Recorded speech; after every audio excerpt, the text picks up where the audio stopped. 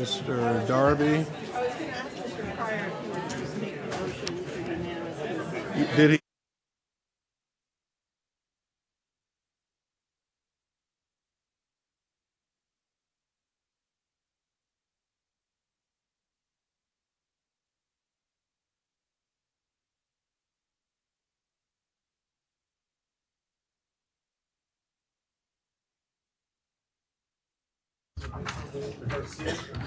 But this gives me time to at least welcome all of you and thank you for being here this evening. Certainly to our sheriff who's here with us tonight. We'll hear from him shortly, along with our law enforcement professionals. We salute you and thank you for being present this evening.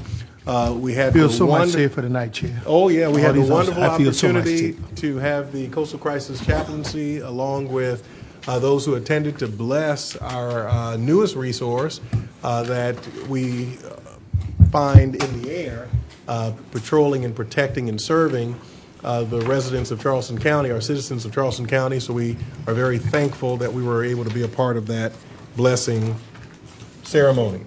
At this time, we will notice our public hearings.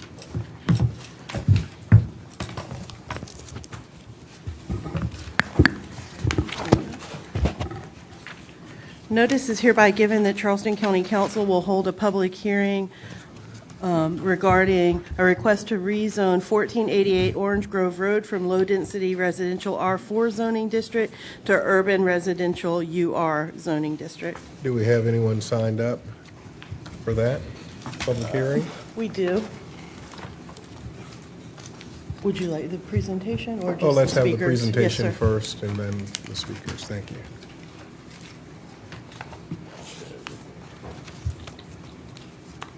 And good evening, Chairman Middleton and council members. This is a request to rezone parcel TMS 35213000069 from the R4 zoning district to the UR zoning district. For the zoning history, in 1994, the subject property was zoned RSL and maintained that zoning with the adoption of the ZELDAR in November 2001. In 2006, the RSL zoning district was renamed R4. The subject property has remained R4 since that time. Prior to this request, no rezoning requests have been submitted for the property. And here is the location of the subject property when looking at the county as a whole. The future land use designation for the property is urban-suburban mixed use. For the current zoning, the subject property has frontage along Orange Grove Road and contains a single-family residence and one accessory storage structure. The adjacent parcel to the north contains a single-family residence and is zoned SR1 within the city of Charleston. The property across Mulmar Street to the east contains an apartment complex and is zoned DR2F within the city of Charleston. Properties across Orange Grove Road are zoned SR1 within the city and are developed with single-family residences. The adjacent parcels to the west are zoned R4 and is within unincorporated Charleston County, and they contain single-family residences. So for the flood zone, it's located in flood zone X. And this is an aerial view to the north and to the south. And these are photos of the subject property. And these are photos of the adjacent properties to the west and the north. And then these are photos of the properties across Mulmar Avenue and Orange Grove Road. So this slide shows the comparison of allowed land uses in the current R4 zoning district, which allows 4 dwelling units per acre, and the proposed UR zoning district, which allows for 16 dwelling units per acre. Uses with a C are allowed with conditions, and uses with an S require special exception approval by the Board of Zoning Appeals. The uses in bold are only allowed in the zoning district it is listed under. So the next three slides discuss criterion A. The property is within the urban growth boundary in the urban-suburban area, and the comp plan designates it for the urban-suburban mixed-use future land use category, which is intended to allow for growth to occur within the UGB by allowing mixed uses and affordable workforce housing in the urban-suburban area where appropriate. The requested zoning district allows up to a maximum of 16 dwelling units per acre, which is consistent with the comprehensive plan density recommendation, and it allows a diversity of housing options, such as multifamily, townhouses, duplexes, triplexes, and single-family dwellings by right, in an area that is close to services, retail, and employment opportunities. And this is further slides on criterion A, which we just discussed. And so for criterion B, the surrounding properties in the unincorporated county area are zoned R4, which allows 4 dwelling units per acre and single-family detached units by right. And townhouses, duplexes, triplexes, and fourplexes are allowed by special exception approval by BZA.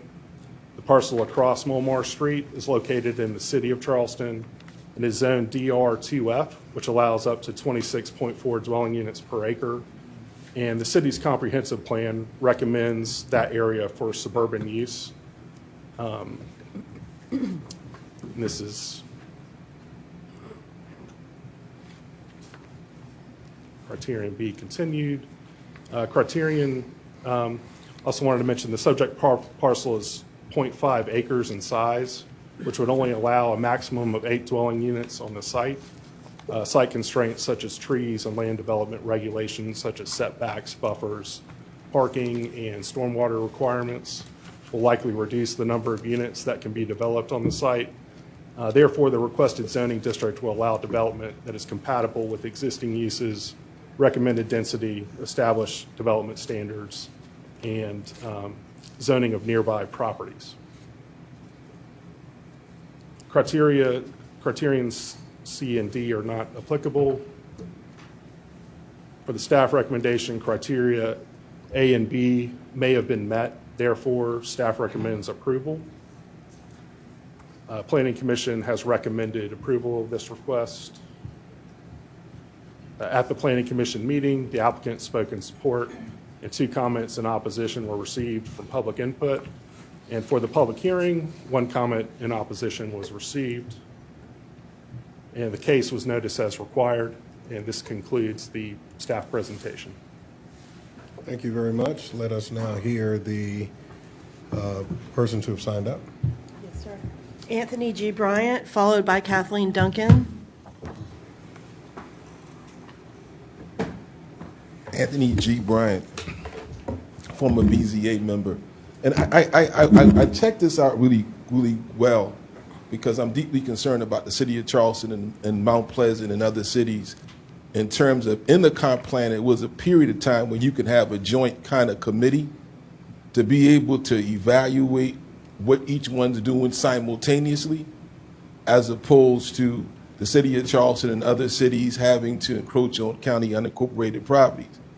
And also to ensure that public safety is involved. I was always questioning when I was on the Board of Zoning Appeals, why isn't the sheriff on the at the meeting? If you're going to provide public safety to folk, you should be at the meeting or have a representative of every planning commission meeting, because the number 1 issue is public safety. So I'm posing this because of the growth in the issue with Union Pair and things you've done thus far that will build a bill out in the peninsula. I'm telling you this bill out's going to be, the base is $270 million. That's the existing cost. The bill out, you got to make that back, right? Well, that's going to be $3 billion. If you buy something for $200 million, you got to make your money back. So over $200 and some million there. So everything you're doing right now predicates on the bill out on existing residents. So how's this going to impact existing residents with 10, 15, 30 years who got to keep up with this? And you got to have these immediate relationships with these cities right now based upon the growth. And from serving on the BZA for many years, that was before, that's the UDOs, 94, 95? Look at 94 to to now. And it's serious. This county is growing greatly, and I don't think we having immediate discussions. People are coming in with the city with their plan, and you listen to their plan, and Cogswell comes in with his plan, and then all of a sudden you got to build up $1 billion downtown. Kathleen Duncan, followed by Catherine Redd. Good evening, council, and thank you for letting us speak. I did not find out about this until the zoning sign went up, in which I then called the city trying to find out the definitions, which was very difficult. Took me 4 days, 3 phone calls, several left messages with no answers, and then finally someone that told me I could read the ordinance online. Well, I don't know about you guys, but it's not really easy to find that information. I also sent an email to Councilman Moody, and I'm waiting to hear back from him regarding this. I live on Mulmar Street. I'm one of the 11 or 12 houses on Mulmar Street. I also went to speak to the applicant about what his idea was, and his idea is to put a second house on his lot and then remove his home and put 6 to 7 townhomes right on Orange Grove Street, and the plan being that there would be access to that from Mulmar Street. Mulmar Street already has too much traffic. We do have those apartments. My house has been there for 60 years. I have lived there for 65 years. I have lived there for 30. I have watched the traffic become impossible. I have watched the problems in those apartments come and go and come again. I praise the city of Charleston because they put horse-mounted police out there at one time. Got up for a morning walk once and found a dead body in the ditch. I have pointed policemen to people shooting and jumping fences. There's a lot of stuff going on there. We do not need more traffic. There have been vehicular accidents up and down in front of this house that we're talking about. The bus stop is on the corner. People park all over our street to pick their children up, which I'm not sure why, because if they're zoned for our neighborhood, they should be able to walk to meet their children at the bus stop if they like. I have a lot of concerns. I have lived there for 30 years. The man that sold me the house thought I was going to buy it and flip it. I didn't. Thank you. Catherine Redd, followed by Roy Durkis.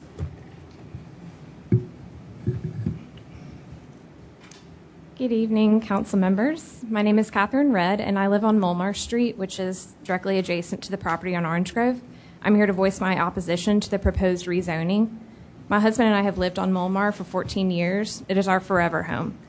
Mulmar is a small residential street that already shoulders more traffic than normal because of the large apartment complex.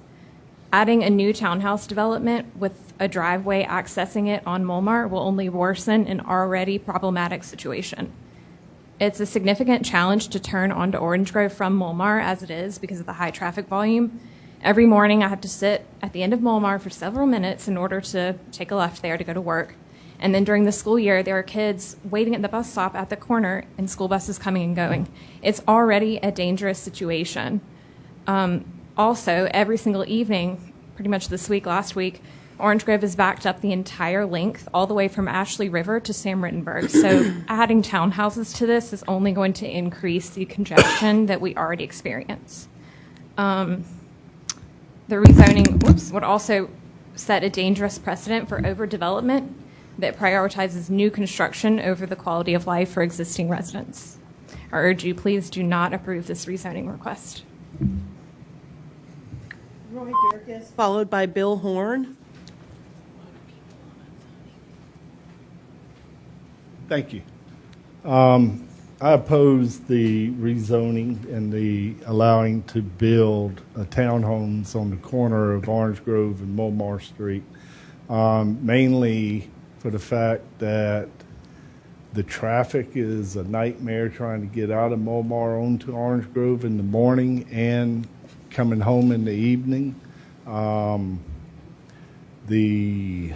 if they're trying, what they want to do is make a road coming into Mulmar as going into their parking lot, that would just even be more disastrous than what it is now. My biggest issue is the overbuilding and the amount of traffic that would come because of it. Thank you. Bill Horn, followed by Jean Horn. Good evening. Thank you for letting me speak. We've been on Mulmar Street for 15 years now, and I'm against this thing totally and completely. We don't need more apartments or townhouses there. There's way too much traffic as it is. People speed up and down Mulmar all day and all night, and we can't get the city or the county to come in and put speed limit signs or speed humps. City says it's a county problem. County will tell you it's a city problem. I called the state DOT, and they said it's actually supposed to be up to the city. But we still cannot get them to do that. And like I said, we just have way too much traffic. This would just add to it. People use Orange Grove Road as a shortcut going from Sam Rittenberg over to 61, and it's gridlock every morning and every afternoon. There's large trucks going up and down the road on Orange Grove. There's signs on either end of it that said they're not allowed to do that, but I've yet to see the police enforce that. I've asked several times for county or city to patrol Mulmar, and I have yet to see them do that. Well, that's probably about all I got done. I'm against it. Thank you. Jean Horn, followed by Nate Hertel.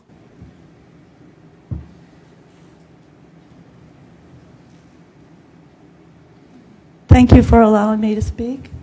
I oppose the rezoning. Our house is one property away from where all this is going to take place, okay? If you can imagine that. We've been there for 15 years. It's my first and hopefully my forever home. We can't get out of Mulmar now onto Orange Grove because people do use it as a pass-through. It's just too much now. I can't imagine it being more than it is for a good quality of life. And if our opinion means anything, please don't do this. Thank you. Nate Hertel, followed by Alexander Fresh. Good evening, Chairman and council members. I'm the applicant. Thanks so much for considering our request. I'm a residential builder in Charleston. I've done all the homes in West Ashley. That's the only neighborhoods we've been focused on building. I've gone to seminar after seminar, workshop after workshop, talking about the affordability crisis of housing. So I've brought multiple properties and had pre-application conferences with city and county trying to find a way to build more affordable housing. Right now, the median income in 29407 is $80,600. That's about the supporting for roughly a $350,000 mortgage. Right now, currently today, if you look at what's for sale at 29407, the average price is $641,000, about double what would be affordable for median families in West Ashley. By my research on MLS, if you go back as far as I can search on MLS, I think in the last 18 years, 29407 is the second largest zip code in the city of Charleston, in city or county, in the post office. So there's about 40,000 people on James Island, about 38,000 in West Ashley. In the past 18 years, I think 5 townhome or row house units have been allowed to be built in zip code 29407 with 38,000 people in the past 18 years. If there's a housing affordability crisis, this is the only way that we can possibly get housing prices that would be more affordable for families closer to the median income. Orange Grove Road is 10,800 vehicles per day traffic count.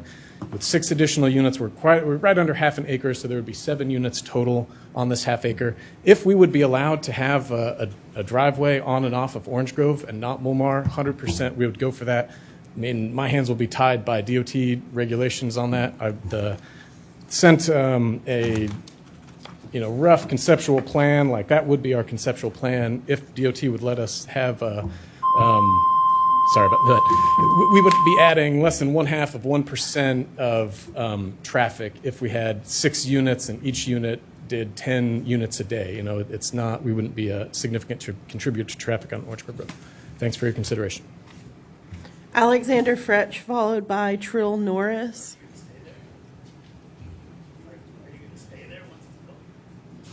Good evening, Council. Thank you for letting us speak. My wife and I have lived on Mulmar Street for approximately the last 10 years. When I purchased the home in 2016, it was a quiet residential street. We've since been struggling with speeders and increased density at the apartments across the street. I agree with all of my neighbors that have also opposed this rezoning. I understand the need for affordable housing in the area, but a quiet residential street is not the place for it. My wife and I have both reached out to the city and county regarding the speeding problem, speed bumps, traffic patrol, to no avail. We really do not need additional density on this street, adding to the traffic on and off of Mulmar Street and up and down Orange Grove Road.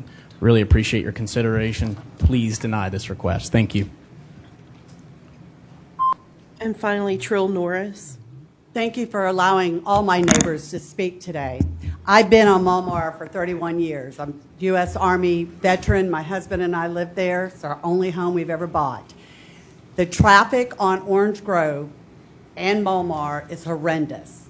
I have to come out of there every morning and try to make a left. I have to worry about the children that are on the corner because I could not get the bus people to move the bus stop halfway down the block.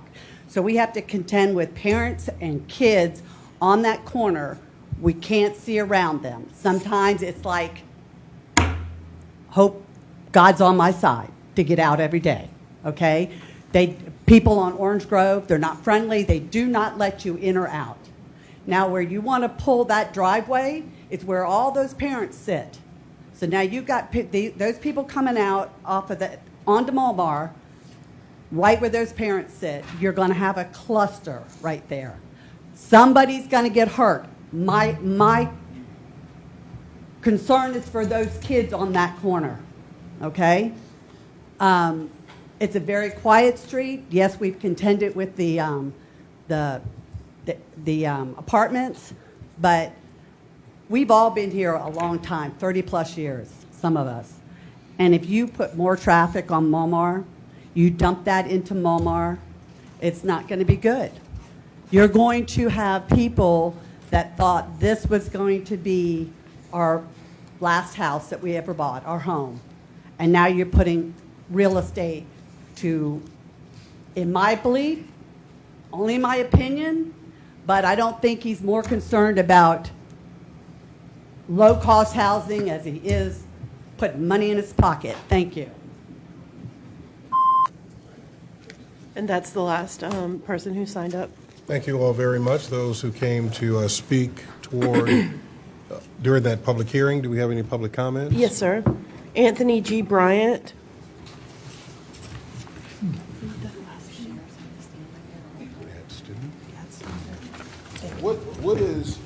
What is a sovereign citizen? What is a paper terrorist? A paper terrorist is someone defined by the FBI of filing frivolous lawsuits.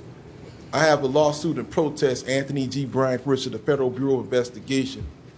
The pre-injunction was done by Joe Dawson, who made $80,000 to $400,000 thanks to some friends who helped a lot of people on council. These two young men helped a lot of people. Teddy Pryor, Henry Darby helped a lot of folk who never would get any help for this county before they got here. So I'm not here to vilify my friends. But you're not the FBI. Mr. Dawson used O'Connell v. Mason. O'Connell v. Mason is a vexations against local, county, state, and federal law enforcement. The African American couldn't even write in South Carolina.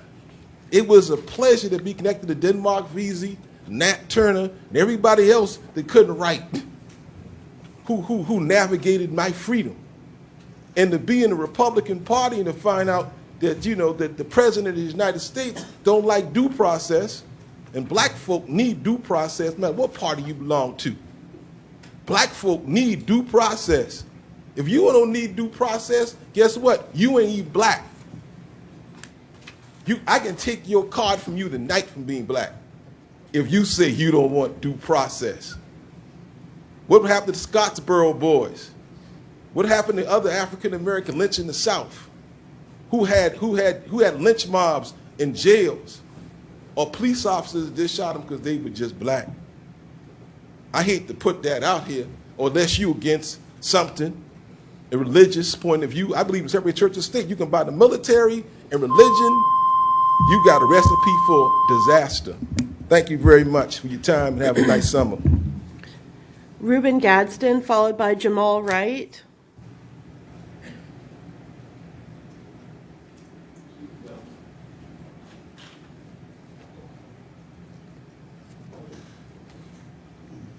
Reuben Reuben Gadsden. Gadsden.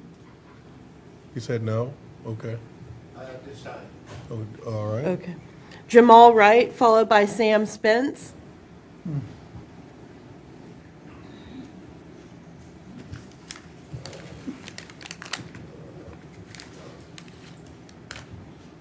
Good evening.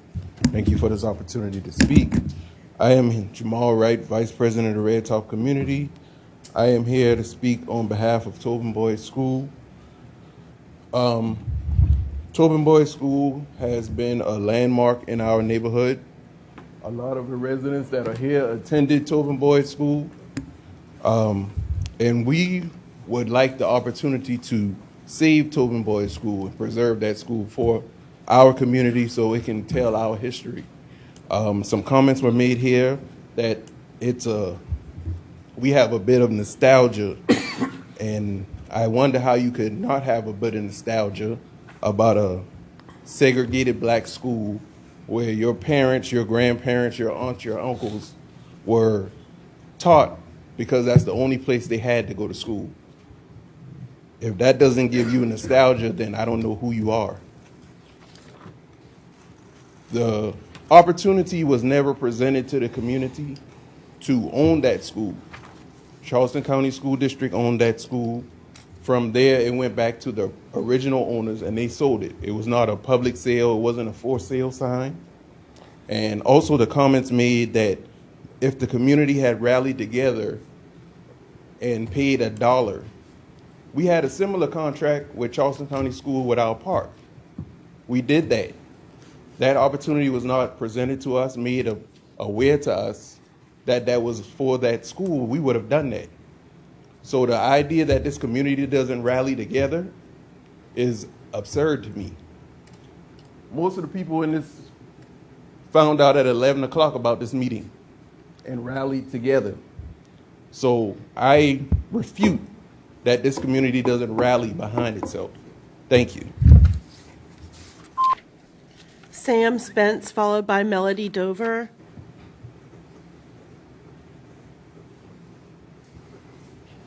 Thank you, Jamal. Council, I'm Sam Spence from the Preservation Society of Charleston. Thank you all for taking up the Tobin Boyd Elementary item last week. I understand there's a little bit of confusion around this, partially because it was sent to HPC originally back in March. So basically, the county identified in its 2016 Cultural Resource Survey a number of significant sites in the unincorporated areas of Charleston County. And just to note, this survey is very useful for our work and for your staff's work as well, not just in the historic districts. Among the places surveyed was Tobin Boyd Elementary. This was one of the last segregated schools to open in Charleston County in 1961. The report actually has the date wrong. This was a segregated school that opened in 1961. As Jamal said, many people that still live in Red Top remember going to school there. The survey identified Tobin Boyd as eligible for the National Register of Historic Places and recommended its nomination. This is the same survey that led to the eventual nomination and listing of the Phillips community and the designation of the county's settlement community historic districts. Tobin Boyd is not currently county designated, as y'all said last week, but the documentation that the county produced is helpful. Under state law, a determination of eligibility for the National Register triggers some safeguards that the state permitting process uses. This is where we are today, that the State Historic Preservation Office uses in its consultation. To your point, Councilman Moody, the SHPO is involved now. That's kind of where we are here today. These are basic steps the state has to institute potential safeguards to prevent impacts to significant resources that have been determined significant. So it boils down to this. The county has documented Tobin Boyd School as significant, and it's currently threatened by development. And as an advocacy group, we're working to make sure all the options are on the table. Going forward, one thing we might suggest for staff, and just give me a couple seconds over the beep, sorry, is that the county empowers HPC staff and your planning staff to have an active role in some of these mitigation conversations to at least ensure that decisions are not made without complete information, that may rule out, seemingly, the options for preservation of resources that you all have determined by yourselves are historic in Charleston County. Thank you. Thank you so much. Melody Dover, followed by Michael German.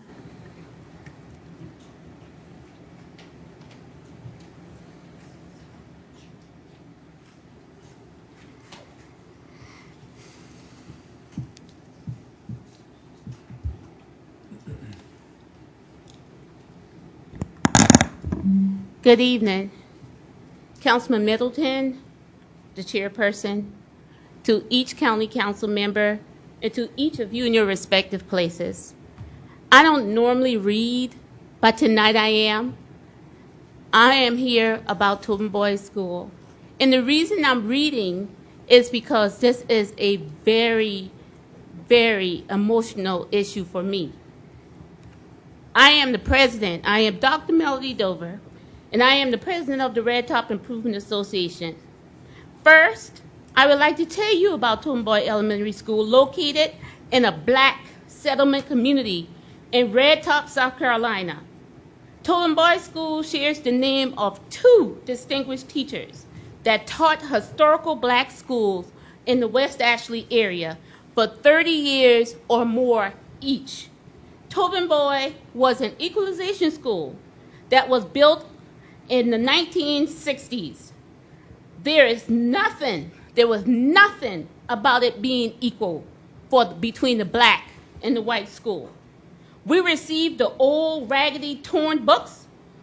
Our teachers were challenged from one end to the other. The teachers were paid considerably less for the same type education that they were providing to the students. Yet, Mrs. Boyd and Mrs. Tobin and numerous other teachers educated the Red Top and the Sanders students despite the circumstances. We were taught that same reading, writing, math, and arithmetic and all the other subjects. But greater than that, we were taught life lessons. And that's why I'm standing here now, because that school helped to shape my life. The reason I have DR in front of my name is because that school was the one who opened the doors when everybody else said no. Matter of fact, I don't normally curse, but you know what they told us? Hell no. But we did it anyhow, and we went there. And yes, Tobin Boyd is nostalgic for all the reasons Jamal said.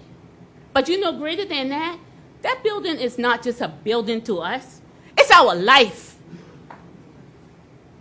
It represents who we are. We went through many challenges. And I stand here today, and I feel like I'm going through the same challenges. But because of Tobin Boyd, I'm going to stand, and so will they. And so, Red Top, would y'all please stand and let them show and know that we do rally together. We rally. Not only do we rally, but the first thing we do is we love each other.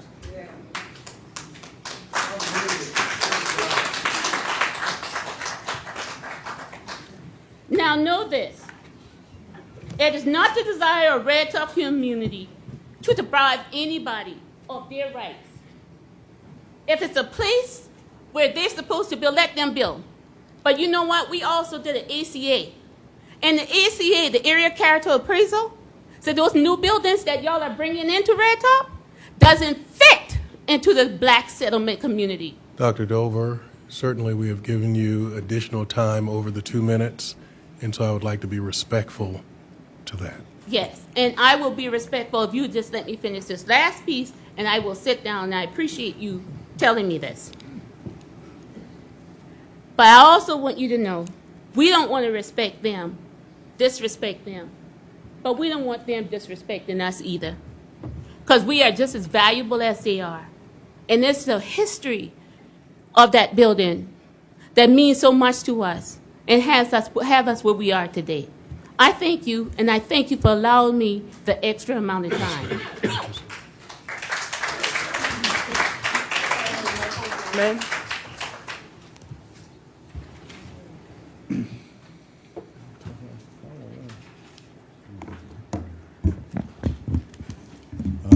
evening, Charleston County members. Michael German, 1707 Snowden Road,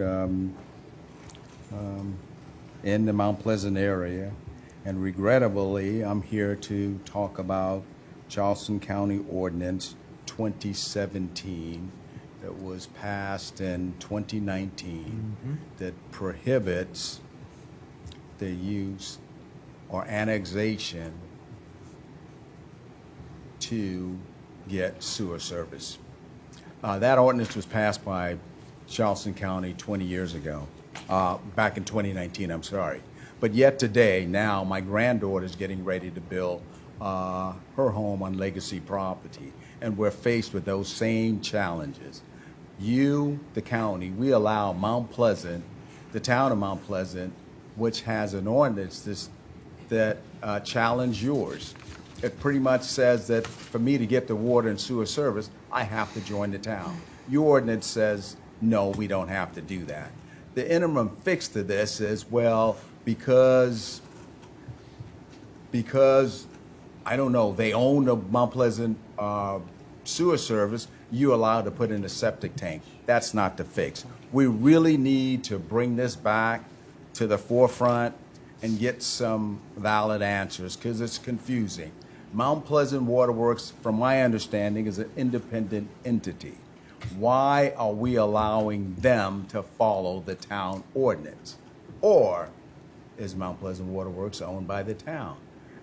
We, the customer, and you are our reps, need to get this issue finalized so my grandchildren and everybody else that wants to do something in our community can move this forward. Thank you. All right, thank you very much. We have Chaplain Roy Gould here to lead us in prayer, and we have the HR Compensation Specialist, Sarah Baldwin, from the current cohort of emerging leaders, who will lead us in the pledge. Would you join me in prayer? Almighty God, I pray for this council meeting tonight. Give each council member the wisdom, the guidance, as they deliberate on the item that has been discussed here and before them. May every decision be righteous in your sight for our benefit and for your glory. In your precious name, amen. To the flag of the United States of America and to the republic for which it stands, one nation under God, indivisible, with liberty and justice for all. All right, the Freedom of Information Act. In compliance with the Freedom of Information Act, notice of meeting was posted and agendas were distributed to news media and persons requesting notification. Item 2, minutes Move from... for approval. Second. Probably moved and seconded. All those in favor, let it be known by saying aye. Aye. Opposers, nay. The ayes have it. Mr. Pryor, I'm going to recognize you at this time. Thank you, sir. I would like to make a motion to add recognition of the retiring Sheriff's Office employees to the agenda by unanimous consent. And if I can get a second on that. Seconded. All those in favor, let it be known by saying aye. Aye. Opposers, nay. And Mr. Chairman, Yes, sir. I would move for approval on all the recognitions and resolutions, and item 3, but ask that the sheriff be moved up so these people can go home. Second. Probably moved and seconded. All those in favor, let it be known by saying aye. Aye. 3G, at this time, we will hear that resolution. A recognition. Okay. Yes, sir. Sheriff Ritchie will come Sheriff and Ritchie make the will come record. and- Yes, sir. Yes. Chairman Middleton, members of council, thank you for the opportunity to stand before you tonight and recognize two amazing employees who retired and recognize their incredible service to this county. Our first one, thank you for coming up, is Ms. Daniela Diaz, and I want to read a citation to you, ma'am. Ms. Daniel Diaz's journey with the Charleston County Sheriff's Office began on January 21st, 2005. When she joined the Alcannon Detention Center as the detention deputy. For over a decade, she served with unwavering dedication, compassion, and professionalism, qualities that quickly set her apart as a trusted colleague and a pillar of support for those in her care. In 2018, Ms. Diaz transitioned to the Charleston County Sheriff's Office, taking on the vital role of a bilingual victim advocate. In this capacity, she became a beacon of hope and understanding for countless individuals navigating some of the most challenging moments of their lives. Her ability to connect with people from all walks of life, her empathetic demeanor, and her steadfast commitment to justice made her an invaluable asset not only to her agency, but to the entire community. Ms. Diaz's work ethic is second to none. She approached every task, no matter how big or small, with integrity, diligence, and a deep sense of responsibility.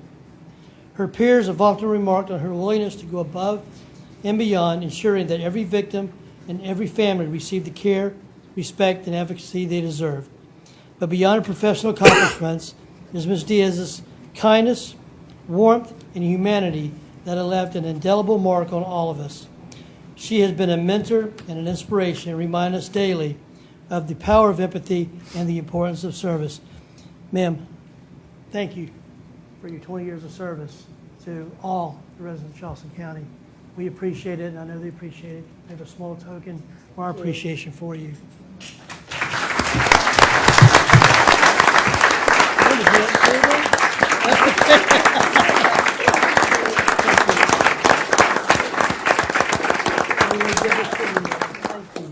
Enjoy. I don't expect her to retire for good. She's got way too much left. But thank you. All right. Next, if we can get Master Deputy Hal Gooding to come join us.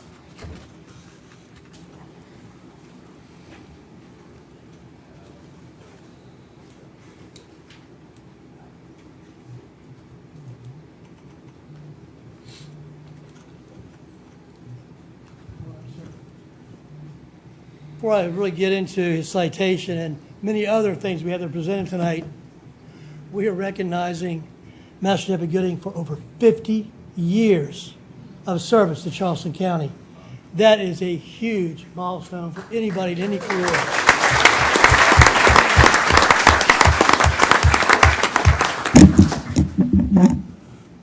Hal Gooding, lovingly known to all of his colleagues as Hal, began his career in public service in 1973 when he was hired as a firefighter with the now defunct North Charleston District Fire Department.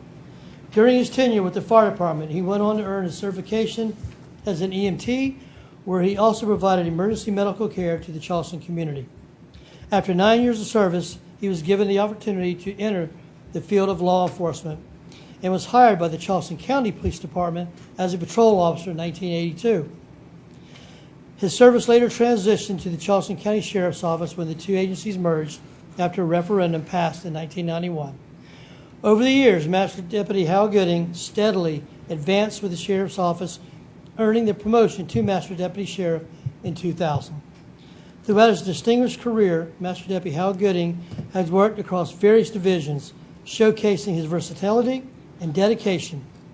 He served in Patrol Division, Criminal Investigation Division, Traffic Division, Warrants, Therapeutic Transport, and Judicial Security, where he worked in both General Sessions Court and Family Court. His broad experience made him a truly well-rounded deputy, contributing significantly to each division he was part of and making a lasting impact on the department as well as citizens of Charleston County. Master Deputy Gooding consistently demonstrated exceptional dedication and skill as he reflected in numerous recognitions, including a special recognition award in June of 2000. His colleagues and supervisors with multiple letters of appreciation and commendation spanning from 1991 to 1999. After retiring under the PORS 15 program on December 31st, 2002, Master Deputy Gooding was rehired on January 24, 2003, continuing to bring his wealth of knowledge and experience to every role he undertook until his retirement on April 14, 2025. His career stands as a testament to his dedication, expertise, and tireless service to the Charleston community. I also want to read a letter that was sent to you, sir, from Senator Tim Scott. Senator Scott sends his greetings and said it's a pleasure to extend my best wishes to you as you mark your retirement from Charleston County Sheriff's Office. I speak on behalf of a grateful state and thanking you for the dedication to your community. Having served for 50 years in the Charleston County, your tireless work is much appreciated. Your efforts serve as an example for all of those you meet each day. As you begin the next phase of your life, I wish you the best success and happiness. Sincerely, Tim Scott, United States Senator. Mess Deputy Gooding, and I'll call after you one more time until we call you, well, we'll always call you deputy. But you'll always be a deputy, but as you go ready to enter retirement or continue retirement, I want to present you with your retired credentials that you've earned with your 50 years of dedicated, loyal service. I know you'll carry them with honor, sir. Appreciate it.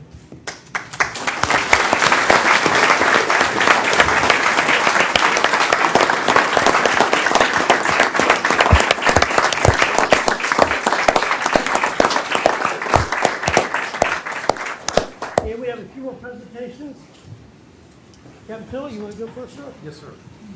It's a tradition that when a law enforcement officer retires, a police chief or a sheriff bestows their service weapon upon the retiree.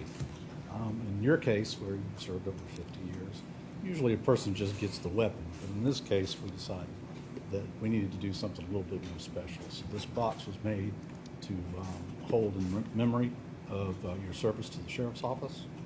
The weapon also has your name and rank engraved on the weapon, so you can cherish it for years to come.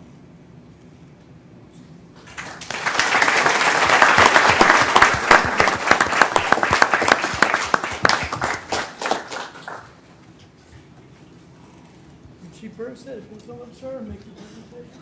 I would like, Charleston County Sheriff's Office would like to present you with this shadow box indicating your collar brass and your rank and your badge, along with the patch and the years of service that you served with the fire department and the Charleston County Police, Charleston County Sheriff's Office. 52 years of service, my friend. I've had the opportunity to work with you in many different capacities. And one thing I would like to say, when someone gets 52 years of service in one job, they normally get hung up in neutral, or some even find park. Hal was in 5th gear up until his last day of work. That speaks a lot of your character, your work ethic, and we appreciate you, my friend. And we wish you the best, and we hope you really thoroughly enjoy your retirement. We thank you, buddy.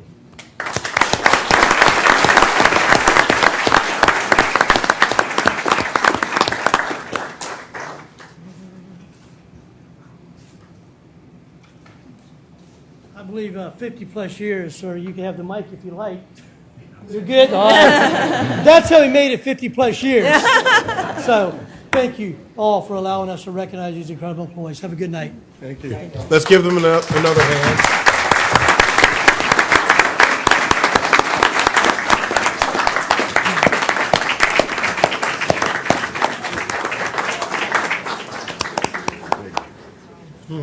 All right, let's begin with resolutions. 3A, recognizing building inspector, our building inspections director, Hakeem Bayoud.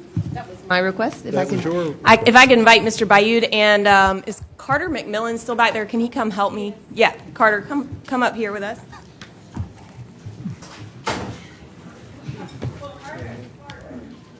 He doesn't want to. He's just waiting on them to clear out. He's fine.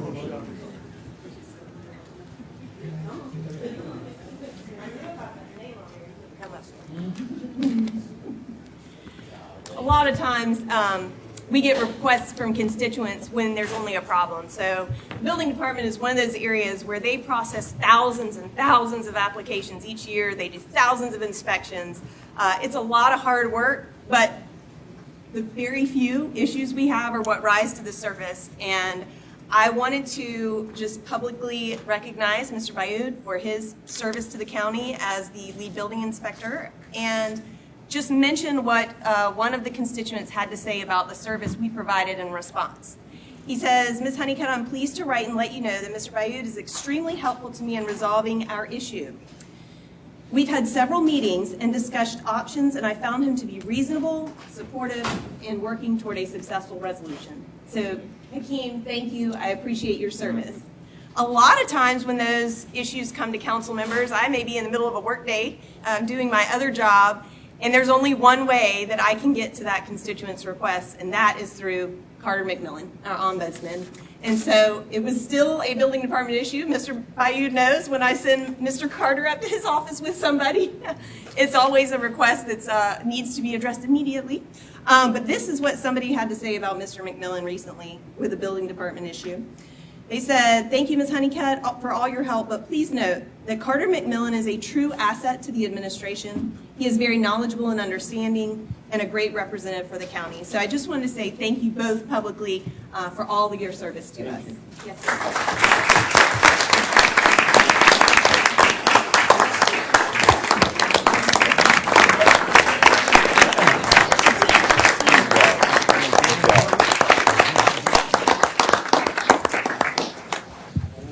Yes, and I'd love to give him the floor for a second.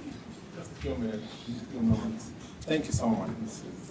Jennifer, all members. Thank you so much. Chairman, thank you so much for this recognition. This recognition means a lot. It's an honor to me, and without my team, without our team in the building department, couldn't make it. I just want to take this opportunity, and I would like to say about our production, our permits in this department, our department. Our team processed or conducted 40,000 inspection this physical year up to date. Our team reviewed 2,000 plans, received 2,000 plans. Our team issued 15,000 building permits. So I'm proud of my team. We strive to do the best for the citizens of Charleston County. Thank you. Thank you so much. Do you have any? Okay.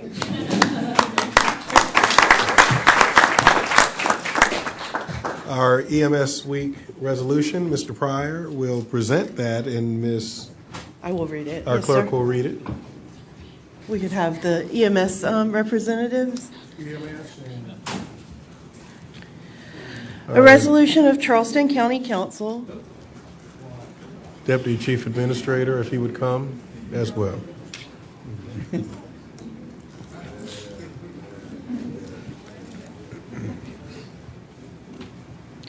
A resolution of Charleston County Council to designate the week of May 18th through 24th, 2025 as Emergency Medical Services Week. Whereas emergency medical services is a vital public service. And whereas the members of emergency medical services teams are ready to provide life-saving care to those in need 24 hours a day, 7 days a week. And whereas access to quality emergency care dramatically improves the survival and recovery rate of those who experience sudden illness or injury. And whereas emergency medical services has grown to fill a gap by providing important out-of-hospital care, including preventative medicine, follow-up care, and access to telemedicine. And whereas the emergency medical services system consists of first responders, emergency medical technicians, paramedics, emergency medical dispatchers, firefighters, police officers, educators, administrators, pre-hospital nurses, emergency physicians, trained members of the public, and other out-of-hospital medical care providers. And whereas the members of emergency medical services teams, whether career or volunteer, engage in thousands of hours of specialized training and continuing education to enhance their life-saving skills. And whereas it is appropriate to recognize the value and the accomplishments of emergency medical services providers by designating Emergency Medical Services Week. Now therefore be it resolved that in recognition of this event, Charleston County Council does hereby proclaim the week of May 18th through 24th, 2025 as Emergency Medical Services Week.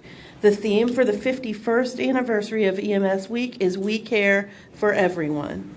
We encourage the community to observe this week with appropriate programs, ceremonies, and activities. Charleston County Council, Reverend Dr. Kylon Jerome Middleton, Chairman, May 13th, 2025. Let's give them a hand.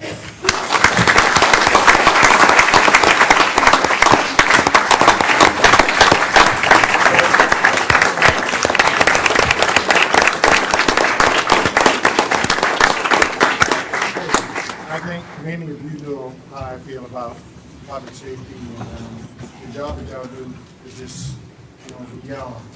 And a lot of folks don't know how important y'all are until they need you, but y'all right there, Johnny, on the spot. So I want you to know that this council behind you, that's y'all 1,000%. And we try to do everything that we can to give y'all the tools necessary that y'all need to work with. So on behalf of this council, we extend our gratitude to y'all, and we want to make y'all the highest paid EMS department in the state of South Carolina. But, the Deputy Administrator Watson has done a great job working with y'all and working with us on council to make sure y'all have what you need. So again, thank y'all so much. We really appreciate it. I know I do. When you have aging parents and you make a call and you're right there and they're treated, so good and taken care of, that means a whole lot. So it's better to have y'all not need you than to need you and don't have you. So I want you to know, thank you so much. And this young man in the middle there, he's probably been there longer than I've been here in council. So don't go nowhere. Y'all stay here and give us the best service that you can. Thank y'all so much. Deputy Watson, you want to say anything? I want to thank council, and I tell you what, these guys and ladies are the best. I can tell you, I've watched them grow over the past 5 years. I've been here with them. 5 years ago, they had 216 FTs. To this day, we have 282. We do have 20 FTs that we put in this budget that put us at 302. So they understand that role. They're expanding. And each deputy chiefs and EMTs and paramedics, they have shined beyond stars. They have made this entire county look amazing. And we are the champion and flagship of the entire state. So I honor and respect each and every one of these men. And have won many awards too nationwide, and that makes a difference when you are recognized nationwide. So thank y'all again. Let's give them a hand again.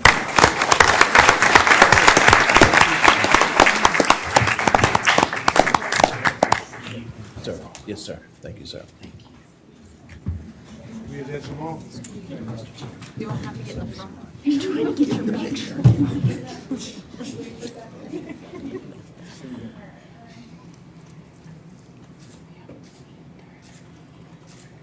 Thank you.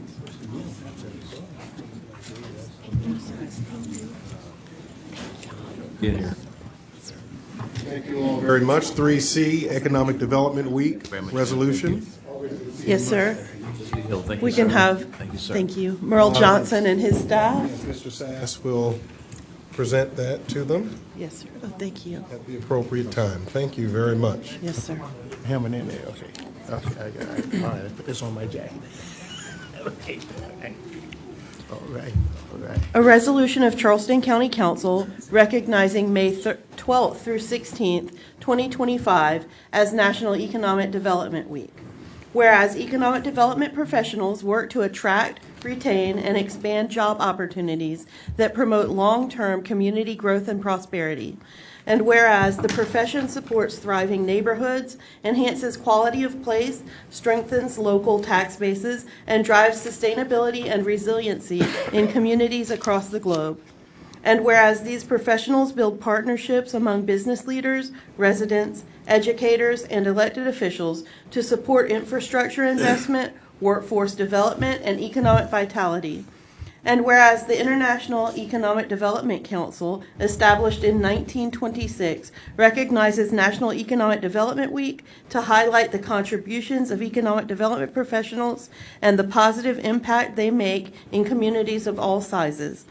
And whereas Charleston County Economic Development promotes economic well-being, the quality of place by attracting and supporting high-wage employers, encouraging entrepreneurship, and cultivating a strong talent pipeline in collaboration with education and workforce partners.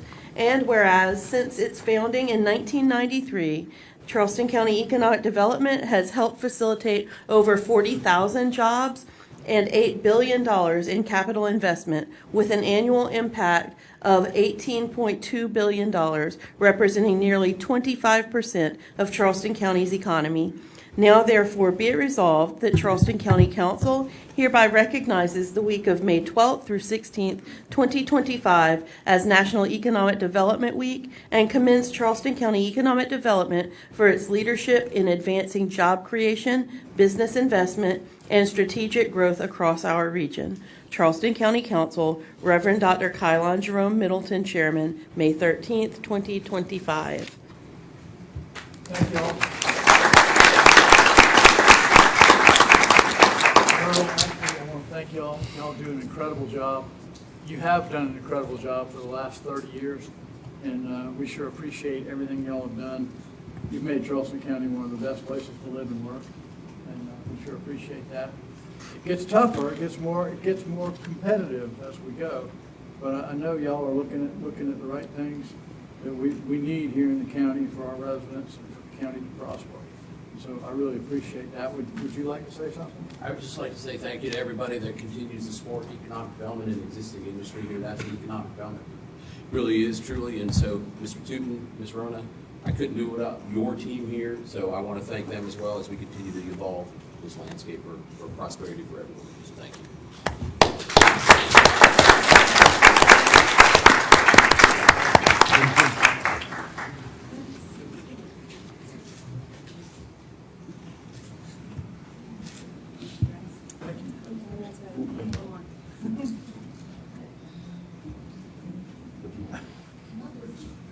She doesn't like that we're not even.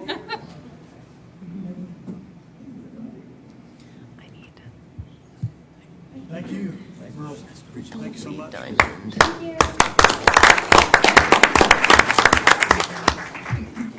Jewish American Heritage Month, Councilman Moody will present that, or maybe he'll, Okay. Mr. Fish here? Yeah, there he is. Oh, okay. A resolution of Charleston County Council recognizing Jewish American Heritage Month. Whereas Jewish American Heritage Month is celebrated annually in May to honor the generations of Jewish Americans who have contributed to the history and culture of our nation. And whereas Jewish Americans have been an integral part of the Low Country's vibrant history, with the first Jewish settlers arriving in the 1690s and establishing a lasting presence that continues to enrich our county today. And whereas Kahal Kadash Beth Elohim, founded in 1749 in Charleston County, is the historic birthplace of Reform Judaism in the United States. And whereas Jewish Americans have made significant contributions to Charleston County's economic development through entrepreneurship, business leadership, and innovation, playing a key role in building a thriving local economy. And whereas the Jewish community has enriched Charleston County's arts and culture, supporting institutions, artists, and events that celebrate creativity and foster cross-cultural appreciation. And whereas Jewish Americans from Charleston County have honorably served in the United States military, demonstrating courage, patriotism, and a commitment to protecting the freedoms we hold dear. And whereas Jewish physicians, researchers, and healthcare professionals have made critical contributions to medicine and healthcare in Charleston County, improving lives and advancing the well-being of the entire community. And whereas the Jewish community in Charleston County has established cultural institutions, synagogues, and organizations that have enriched our county's religious, social, and cultural fabric while educating and serving the public, fostering dialogue and mutual understanding among groups, and promoting a welcoming, inclusive community for all residents.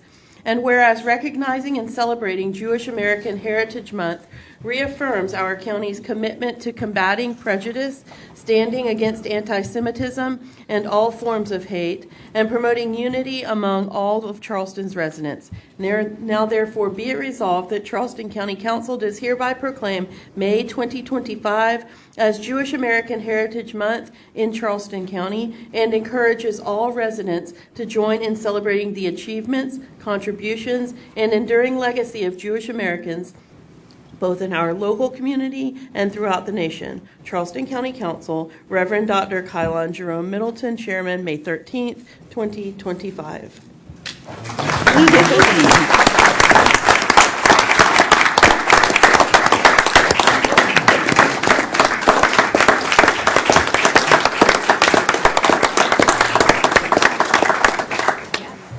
as the clerk just read, 1695 KKP, amazing.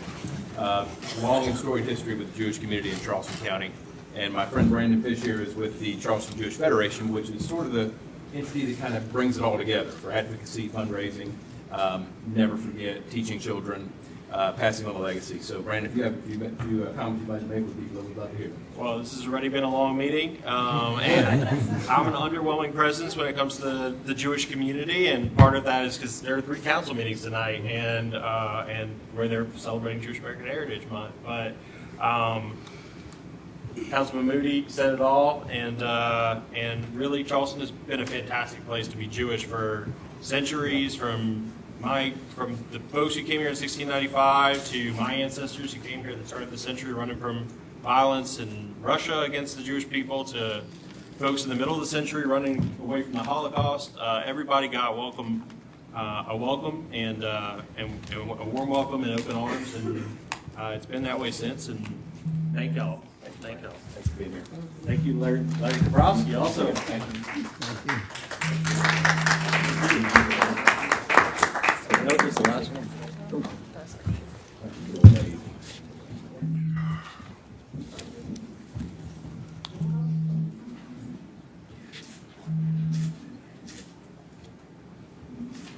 There you go. Thank you, guys. Thank you. Mental Health Month resolution. Ms. Honeycutt will present that. Yes, sir. We have Doug Worster, who is a member of the Charleston-Dorchester Mental Health Board, to receive that. A resolution of Charleston County Council recognizing May 2025 as Mental Health Month. Whereas the area that someone lives in plays a significant role in their overall health and well-being, and whereas surroundings can impact if, how, and when a person's needs are met, which in turn affects mental health. And whereas having safe, stable, and healthy home conditions sets the foundation for achieving and maintaining good mental health. And whereas with early and effective interventions, those individuals with mental health conditions can recover and lead full, productive lives. And whereas each business, school, government agency, health care provider, organization, and citizen shares the burden of mental health problems and has a responsibility to promote mental wellness and support prevention efforts. Now therefore be it resolved that Charleston County Council does hereby proclaim May 2025 as Mental Health Month in Charleston County and urges all citizens, government agencies, public and private institutions, businesses, and schools in Charleston County to recommit our community to increasing awareness and understanding of mental health, the steps our citizens can take to promote their mental health, and the need for appropriate and accessible services for all people with mental health conditions. Charleston County Council, Reverend Dr. Kylon Jerome Middleton, Chairman, May 13th, 2025.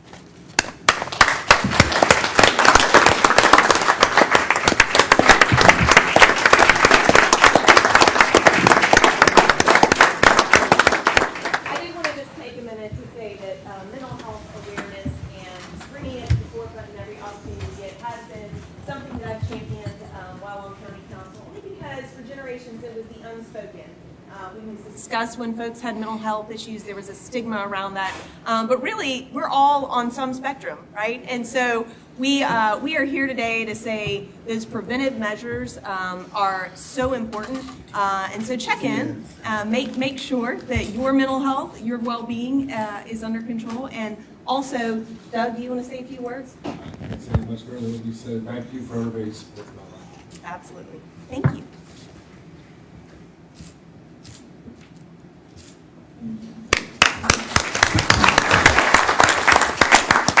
And the last resolution commemorating the 80th anniversary of VE Day, Vice Chair Kabrowski, are you reading? Yes, sir. Okay, we'll read that. Well, first, I just want to preface this briefly with the remark of the passage of time. 30 years ago, I organized the 50th anniversary of victory in VE Day, and we had a parade in down Coleman Boulevard, and the passage of time to pay honor to all the greatest generation. That it's hard for me to comprehend that they were the same age then that I am now. So it's many of them, or very few, are left to honor. It's a resolution of Charleston County Council commemorating the 80th anniversary of Victory in Europe Day.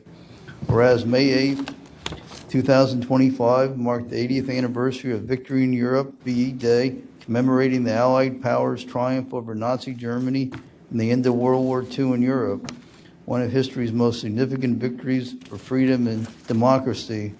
Whereas following an attack on Pearl Harbor on December 7, 1941, the United States entered World War II, committed itself to the defense of liberty and the defeat of tyranny in what became a pivotal struggle between the forces of good and evil.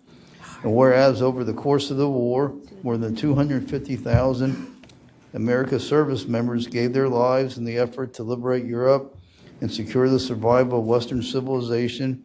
And whereas on May 8, 1945, the Allies accepted Germany's unconditional surrender, bringing an end to years of brutal and destructive conflict and affirming the value of peace through strength. And whereas the sacrifices made by the men and women of the United States Armed Forces during World War II have left a lasting legacy of courage, commitment in the defense of freedom. And whereas the patriotism and valor of the greatest generation, those left behind home and family to serve in distant lands, continue to inspire future generations to uphold the principles of liberty and justice. And whereas Charleston County Council recognizes the enduring importance of remembering and honoring the sacrifices made in World War II and reaffirms the commitment to preserving the freedoms for which these Americans fought, now therefore be it resolved, Charleston County Council does hereby commemorate the 80th anniversary of Victory in Europe Day in remembrance and honor of the brave Americans and Allied forces whose service and sacrifice brought peace to the world and secured freedom for generations to come. And I'd like to honor my own father who fought in Europe, all through France and Belgium and Germany, and his friends and all that generation who truly was the greatest generation in American history and gave us everything we have today, and we should never forget the sacrifices they made for us. Thank you.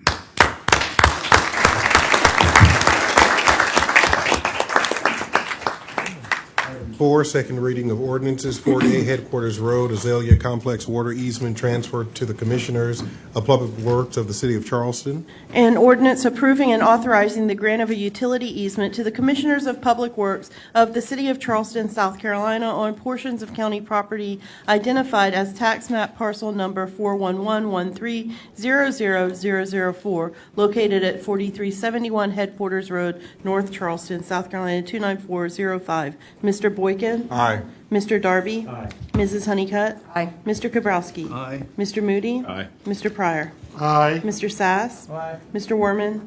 Aye. Mr. Middleton? Aye. The ordinance passes second reading with 9 ayes. 4B, FY25 County Budget Ordinance Amendment, second reading.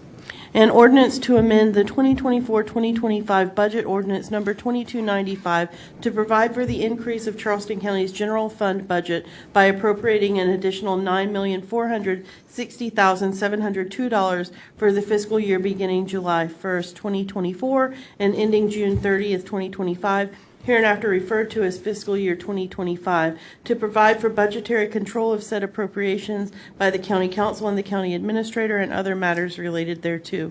Mr. Boykin? Aye. Mr. Darby? Aye. Mrs. Honeycutt? Mr. Kabrowski? Aye. Mr. Moody? Aye. Mr. Pryor? Yes. Mr. Sass? Aye. Mr. Warman? Aye.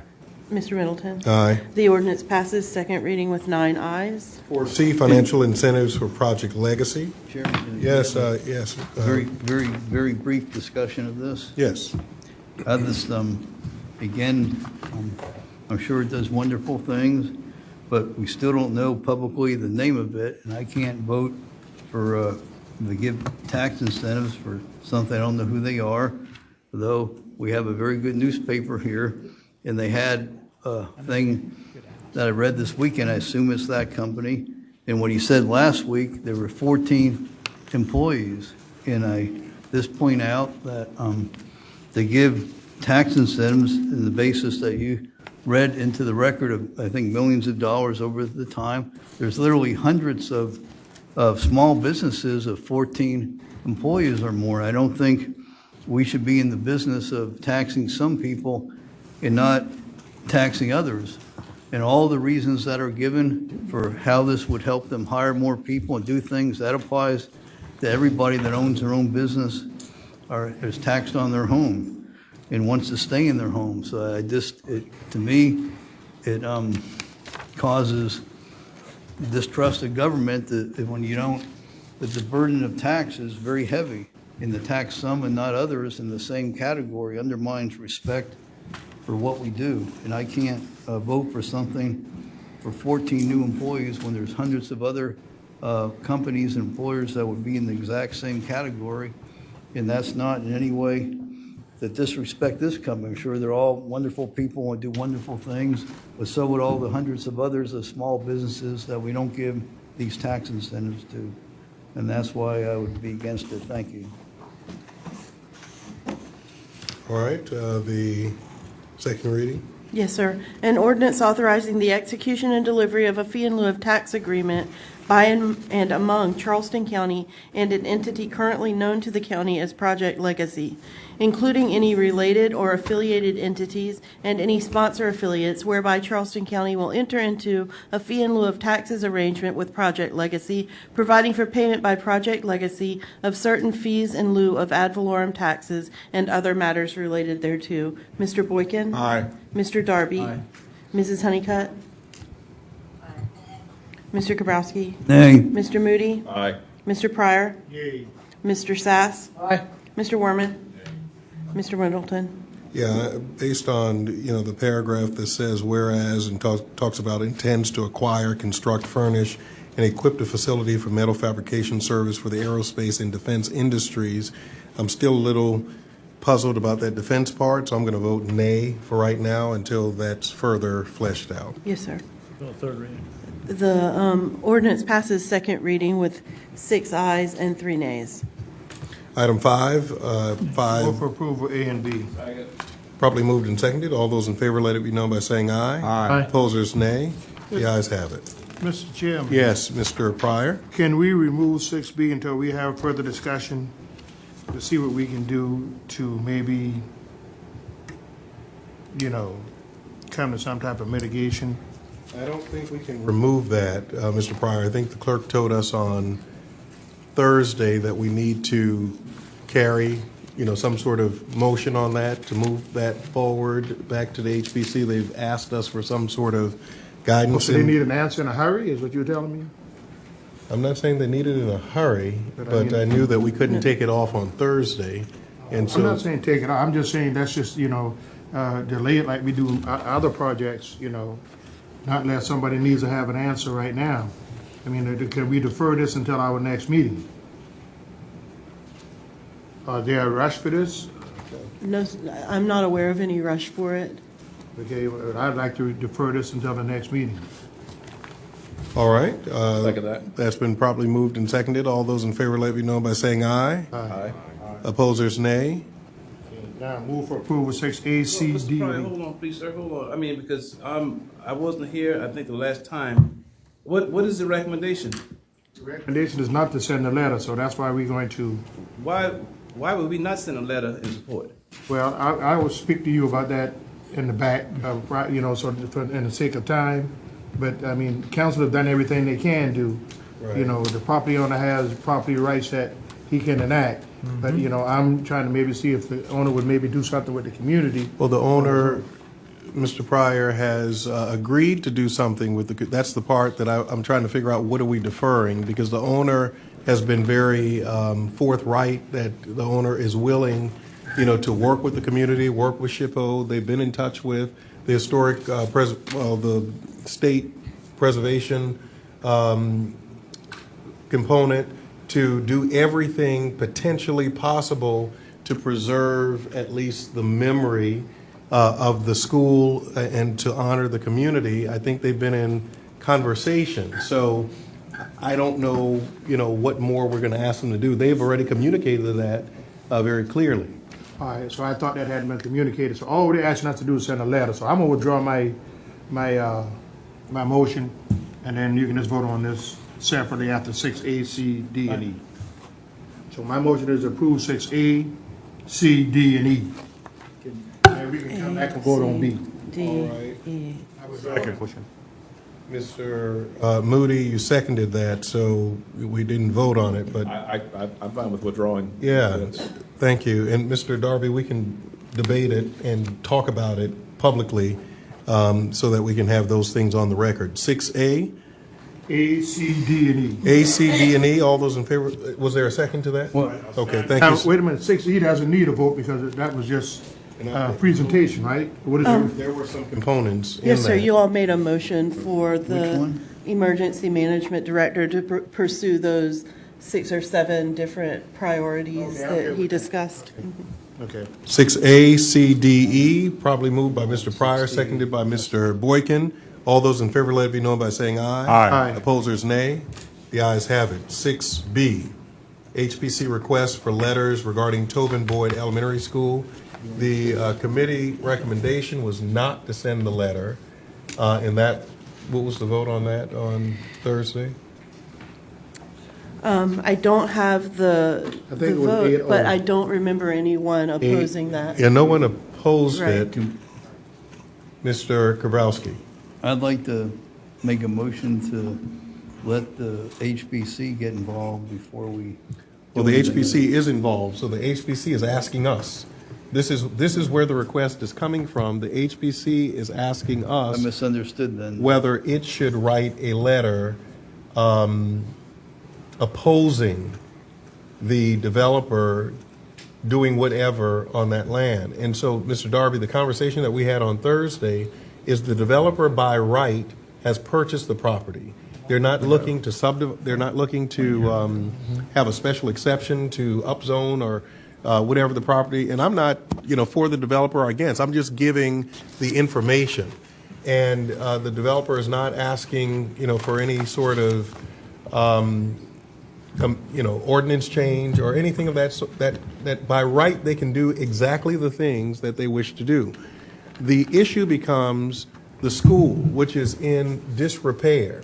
The school has been left on its own out there in the community for forever.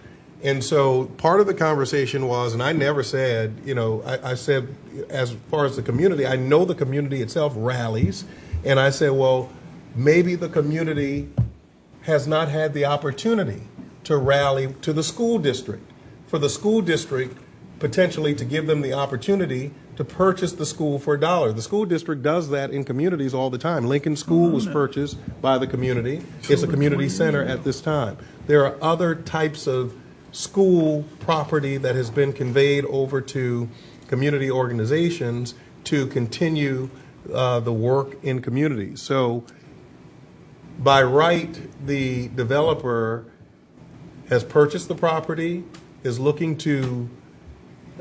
And Reverend Mills, that's fine, sir, but what is the letter asking? What are they asking for? The letter is asking us to oppose the developer developing the property, in short. Okay. So, will then we not come up to a vote? It came up to a vote, and they voted no, 8-0. Well, I'd like to vote and make sure that I put my no on there, because my gosh, when you're talking about privatization, the case may be, we are always doing things for the private sector. I mean, we give incentives to private sector. We give green space money to private folk. And if they're just simply asking for a letter, whether they win, lose, or draw, they're simply asking for a letter. Is that what I'm understanding? To oppose it? And I use vote your conviction. But, I mean, that's about it, sir. All right, so we have everybody's coming up, so Mr. Werman, we'll just kind of clear this side of the dais, so Mr. Very Werman, good. Pryor, Sass, and then Honeycutt, and then we'll deal with those who are on this end. Point of order, do we need a motion first? Okay. I thought it was properly moved and. No. Okay. I withdrew, and I withdrew the second. Yes, so is there a motion? I'll make the motion that we vote no to send the letter. I'll second. Probably moved and seconded. Thank you, sir. Discussion. We're going to start on this side. Mr. Werman? And Mr. Chairman, if you'll bear with me, I think I've got maybe 2 or 3 questions but I see Mr. Evans is creeping towards the mic, and that would be correct. I don't like to get He's at the anticipating. microphone. As you know, I don't like to be up the microphone very much. But I wind up. I just wanted to say one thing. The letter, the request from the HPC is not a request to write a letter in opposition of the development. The letter is in request to write in opposition to the current mitigation plan that the developer has for the development. The mitigation plan is being requested by SHPO. And as you said, Mr. Chairman, there is a subdivision application in place, and that is what, that process of getting a permit to build that application is what got SHPO involved with the coastal zone consistency process that they have. So what the HPC is requesting through the request of Dr. Dover and the Red Top is the current mitigation plan the developer has is not satisfactory to SHPO. They want some other things, so their request was to oppose that current mitigation plan the developer has, not against the development. All right. I just wanted to go ahead. Thank you. Okay. Well, Mr. Evans, Werman? maybe don't stray too far, because my next question was coming to you. So the chairman talked about how this is by right, and I guess I just want to make sure I know what that means. And I guess really what I want to avoid is, I want to avoid a situation where if we don't send this letter, and then we have to deal with this developer coming up again on an approval that we wind up turning down, and then it's like, well, we might as well have sent the letter.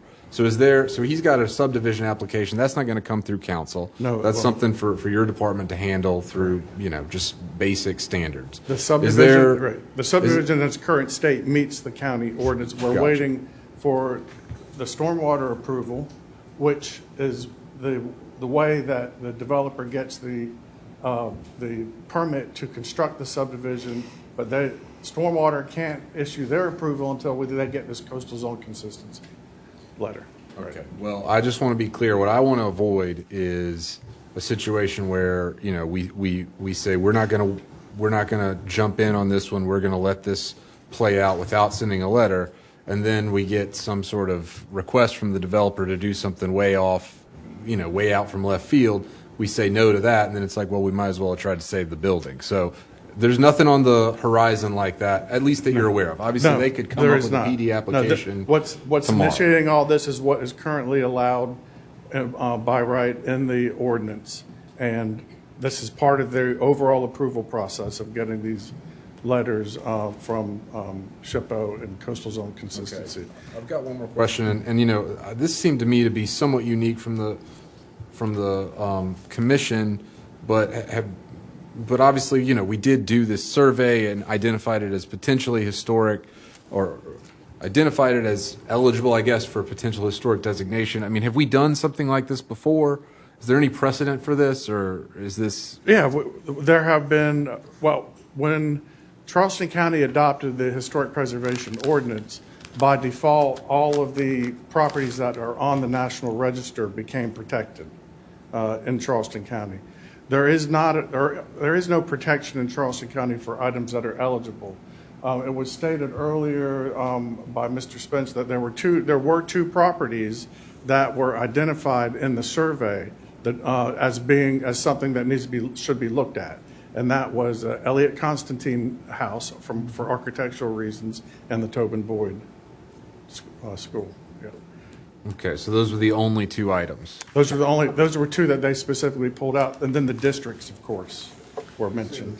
Be looked at.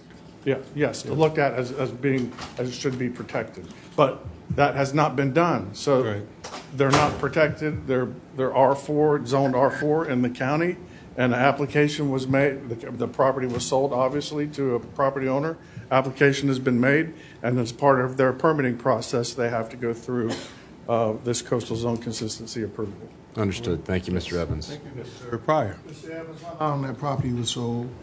Oh, I don't know the answer to that. So was it recently, or was it years ago? I do not. Can anybody don't have answer an that? idea. I looked it up. I think it was sold in 2004. Thank you, that's all I know. All right, Mr. Sass. Thank you, Mr. Chairman.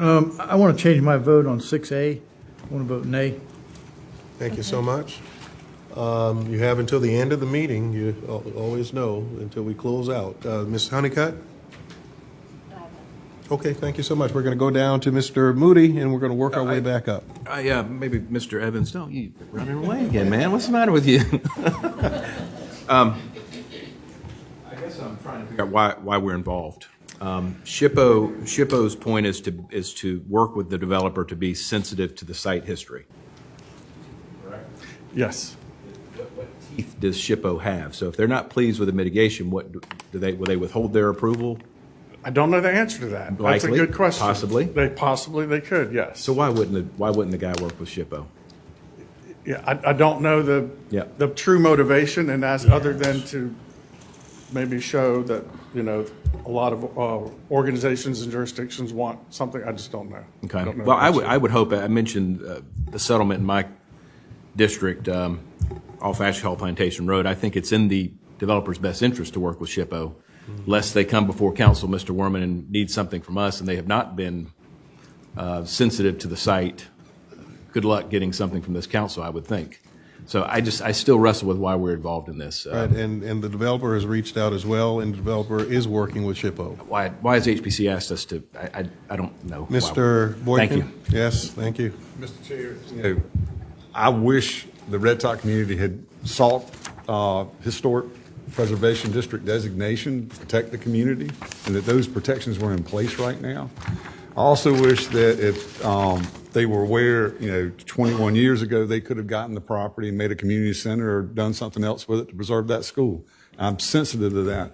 The problem I have is that if 21 years have in fact passed and this person bought the property lawfully, legally, and what they're asking to do on the property is permitted by right under our zoning, it's hard for me to step in between that person's rights to, exercise the use of property they bought and they're not asking for anything more than what is allowed. What I've heard from the community is they want the building preserved. I mean, that's what I heard you loud and clear on, that to save the building. But I don't see how in the world anybody's going to force that property owner to save a dilapidated building, unfortunately, that they've owned for 21 years and that no one's raised the issue to this point. And I agree with Mr. Moody. I don't know what our role in this is. I mean, I'm always happy to support, good causes, but I'm not for or against it. It's just, I don't know that we're in a position to weigh in on something like that with kind of the circumstances of how we got here. Thank you so much, Mr. Darby. Well, Mr. Chairman, I'm going to beg your indulgence, sir. May I ask Mr. Spence to speak, sir, so that I can have a clear understanding, because, again, I don't have that understanding. Mr. Spence, would you please come up, if you would, sir, inform us why a letter request, what is asked of the letter, please, sir? Thank you all. I also want to invite Dr. Dover up if that's allowed. Sorry, Mr. Chair. Dr. Dover. Darby asked you to come. Well, please, well, Dr. Dover, I don't want to omit, please, sir. Again, I beg your I indulgence, don't live in sir. the community. Certainly. Dr. Dover represents people that live in the community. I want to be sensitive to that. What's being asked is for the HPC to send a letter objecting to the current mitigation proposal, as Joel said. That doesn't mean if the current mitigation goes away, that doesn't mean there won't be any mitigation. That doesn't mean that there will be much more mitigation. It just means that the current mitigation proposal is insufficient. That's essentially what we both of us in our organizations asked the HPC to do. We only petitioned the HPC. This was 2 months ago, and now it's before you all. I understand that it's a bit of a confusing process, but we sent our letter in mid-March asking for a response to the proposed mitigation, and here we are today, 2 months later. So, Yeah, and so I expressed this on Thursday that Dr. Dover did ask me, and then I consulted with the attorney, I consulted with the administrator, I consulted with the clerk, and here we are today. So it's not as cut and dry as just writing a letter. It's not as cut and dry as that. That's all they're asking for. But the opposition, so what are, Madam, well, no, you can't speak to that. Okay, very well. Thank you so much. We're going to go back to Mr. Councilman Middleton, may I please say something? There are several corrections in what you all have been saying. First of all, I'm holding this. The property was sold on 10/20/23. That property has been sitting there for quite some time. But what actually happened was it was originally owned by Charleston County Schools, for maybe that 21 years or so. And after it was from Charleston County School, it went to a private owner because they originally gave the school, and then when the school was finished, they gave the school back to one of the owners from the community. So we always felt that the community, that the school was safe. And then just recently, in 2023, they purchased the school. Charleston County never offered us, like you kept saying, give them $1. We would have given them $5 if we could have had that school. But that was never an option for us. Never. We always wanted that school, way before it got into this condition, because we knew the value of it. We even plotted how we could get it, but we couldn't. All right, Mr. Sass, just for clarification, you said that first sale that you researched was I saw a transfer about 2004. Thank you. So maybe that was when it went back to the owner. Yes, sir. Thank you so much. Mr. Boykin. I and will then, check on that. Yeah, I just wanted to, because I want to honor all of those dates. Mr. Boykin and then Mr. Pryor. I guess the question I would have, if the mitigation that has been offered by the current owner, who tends to develop this property, is not satisfactory, I would pose the question, then what is satisfactory? Sure. So that would have to be determined, in my opinion, by SHPO. Well, I agree. Not by persons who are in this room. I was just trying to read what their objection was to the current mitigation, and what are they looking for in lieu of that.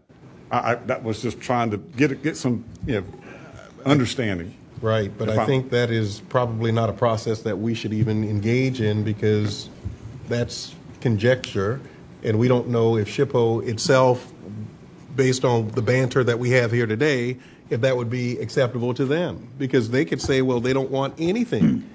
Mr. Chair, that's exactly my point. I just wanted to get an idea, if this is not good enough, what are they looking for? And that helps me understand the clarity of why they want the letter from us. So according to the developer said to me that he was willing to erect some sort of digital, whatever, like kiosk that would be able to tell the history, of the school, where individuals who were passerby could come and literally have some sort of experience.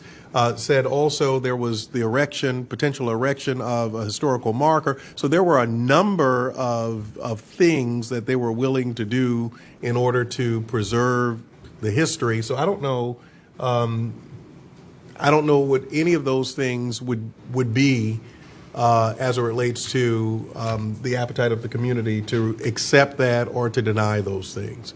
But I think SHPO would have to come to some sort of resolution with the developer itself, who then is making the application. Mr. Kabrowski, and then we're going to go back to Mr. Pryor. You were in the queue. And Mr. Worman. I just want to say that last week we didn't have the opportunity to hear from the people themselves.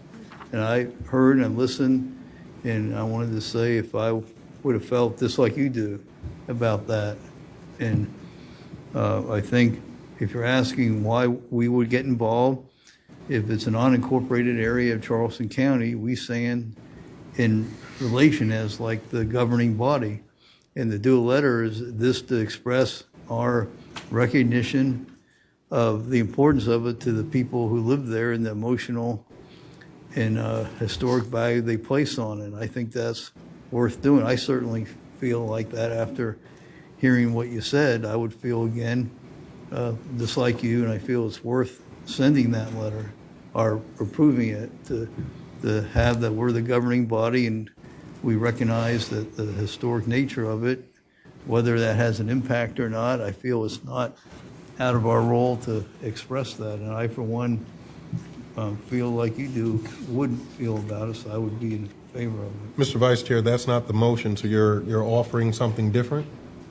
Well, I thought that the motion, well, how am I misunderstanding the motion then? I thought. You're then saying that you would send a letter that then recognizes, the significance and, the history of the area. The motion. Well, we're asking the HPC has requested a letter regarding this, correct? And I'm in favor of that. And I thought the motion was to say no to that. All right, Mr. Pryor. Just a couple of questions. So has the HBC sent a letter on their own, or why y'all asking us to send a letter? Why can't y'all just send a letter on your own? Because they were conflicted, because they didn't think that that was something they could do, and so Well, they. let them answer for me. Let them answer. But they're not part of the HBC. That's why I'm Spencer asking. is, right? No, he's a part of the Historic Preservation Society. Yes. Okay, So that's why okay. I'm answering. Yeah. And secondly, nothing would prohibit an individual council member, if they want to send a letter on their own, they can send it on their own. They don't need permission from this board. So, Mr. Darby, if you want to send a letter, if Mr. Moody want to send a letter, or Mr. Boykin. I would consult with the attorney. Well, hold on, sir. Let me finish. I haven't cut anybody off. I mean, this has happened on council before. Individual council members have said, I'll send a letter. So that letter is representing that council member, not the council. Okay, so I just, I just want to make sure that if somebody sends a letter, it's representing the council member, not the official action of this council. So council couldn't be sued for somebody else saying, this is my personal opinion. That's just the way I see it, because we've done it before. But this is a quagmire. It's come down to the 11th hour, and then county council is being dragged into the middle of something we should have never been in before. Anyway, I mean, in 21 years, something should have been done. Contacting the school board, so the school board sold the property. We didn't sell the property. And so this individual has rights, and if this council gonna start taking away rights from individuals, that's where the problem comes in at. Okay, but I'm just saying, if an individual wants to send a letter on their own, just send it on your own. But the official action of this council will be spoken tonight, whether it's a yea or nay. Thank you, Mr. Chairman. Thank you so much. Mr. Boykin? Very briefly, sir. So, Mr. Pryor, it looks like that the school district or school board returned the property to the original family that owned the property to begin with. And so that family member may have held it these many years before selling it to a third party. So, I mean, then again, are we going to go against the rights of that person who actually owned the property to start with, who got it back, to develop their own property? I agree with you. It's a quagmire, nothing against the community, but I think this is something that if an individual council member wants to write a letter, let them. But I agree with you. I think this is something we're kind of getting out of our lane. All right. Anyone else on this matter? We're going to ask for a roll call vote. Yes, sir. And so please read the motion again. Yes, sir. The Just so- motion, make sure. the motion is to deny the HPC request for a letter regarding the Tobin Boyd Elementary School property. So yes vote would be to deny. Yes, is to deny. Yes, sir. Mr. Boykin? Aye. Mr. Darby? Nay. Mrs. Honeycutt? Mr. Kabrowski? Nay. Mr. Moody? Aye. Mr. Pryor? Mr. Sass? Aye. Mr. Werman? Mr. Middleton? Aye. The motion passes with 6 ayes, 7 ayes and 2 nays. Thank you so much. We're going to move into council comments. Thank you all so much for your participation tonight. We're going to start with Mr. Moody. Thank you, Mr. Chairman. I wanted to thank the residents of Mulmar Street for coming out tonight. I think Catherine's still with us. So please tell Catherine, right? Tell your neighbors that we appreciate them coming out. Tonight was about you getting to say your piece, and I would encourage you to come back Tuesday to sort of see where this council is landing on this particular project. Tuesday, right, Mrs. Next Thursday. I'm sorry, next Thursday. Next Thursday. Sorry Yes, about sir. that. Next Thursday to hear the discussion. It's usually robust, but your opinion is valued and it's coveted, and we appreciate you coming out. So, finally, just wish Mr. Tootin a happy birthday. I don't know how old he is, but he's old. Lord, happy birthday. But Happy birthday. Happy birthday to you, too. Friday. Way to spend it. Happy birthday. I But, can see these that's- Tauruses. That makes a whole lot of sense to me now. I think you got me by a few days, Just Bill. so you know, belated wishes to the chairman and future wishes to Mr. Moody. Yeah, but we That's won't be right. here on my day, so there you go. Are you a Taurus as well? All right. like we didn't know. Yeah, I could now, it could explains a whole lot. My eyes are open. Mr. Werman. Nothing from me. I would say happy birthday to all, and I'll just leave it at that. Mr. Boykin? Mr. Chair, just want to offer my personal congratulations to all those that were recognized here tonight for their achievements and retirements, and thank them all for their service. All right, thank you so much. Ms. Honeycutt? I did want to recognize happy birthday, Bill. And Ms. Rona and her team over in MAC for the budget you guys have put together. Thank you all so much. I know that's a big undertaking. It's all year long, but MAC, thank you so much for getting that out to us, and I look forward to having my meeting with you guys. Mr. Darby? Yes, sir. Just want to say, I really didn't get all the gist of the letter, because I'm feeling if the writing of a letter from this council was not illegal, why not help? I feel the pain of the Red Top community. I've lived long enough to see two Americas. I've seen segregated America, and I see integrated America. In the elementary school, Paul is sitting here, I'm sitting here, Marion sitting here. We have one book, and the book is coming from Berry Elementary School. We never had equal access. I know how they feel. My generation, we were forced to wear a badge of inferiority, because that's what America was telling African Americans during that time. We are inferior, so we should receive an inferior education. And to lose something like this, if it's not illegal, just to say, let's try to help out. I almost got emotional when they started talking about segregation. That brings back memory what I had to go through. I had the best teachers I could have, but many of them several had a high school education. But the white schools, their teachers graduated college. Their teachers got paid much more.